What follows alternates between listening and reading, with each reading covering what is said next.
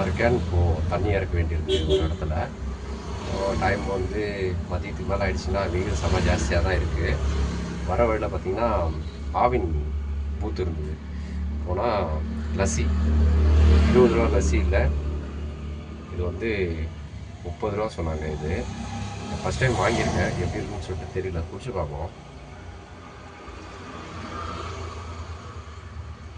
Super, நல்லாயிருக்கு taste. எப்பவுமே ஆவின் வந்து டேஸ்ட்டு நல்லாயிருக்கும். கொஞ்சம் காஸ்ட்லி தான் தானே, 30 ரூபா. இது 30 ரூபாய்க்கு வந்து நம்ம 1/2 லிட்டர் தயிர் பாக்கெட் வாங்கி நம்ம லஸ்ஸி அடிச்சோன்னு வச்சிங்களேன், இன்னும் நிறைய ஜாஸ்தியாக குடிக்கலாம். ஏன்னா இது குவான்டிட்டி கொஞ்சம் கம்மியாக தான் இருக்குது, ஆனால் குவாலிட்டி நல்லாயிருக்கு, சூப்பராக இருக்குது.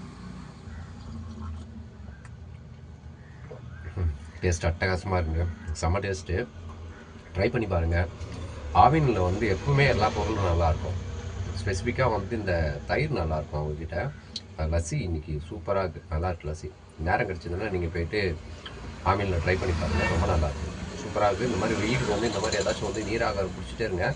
இப்போ வர வழியில் வந்து சிட்டப்பாக்கம் ஏரிக்கரை கீழே வந்து கூழ் விற்றுட்ருக்காங்க.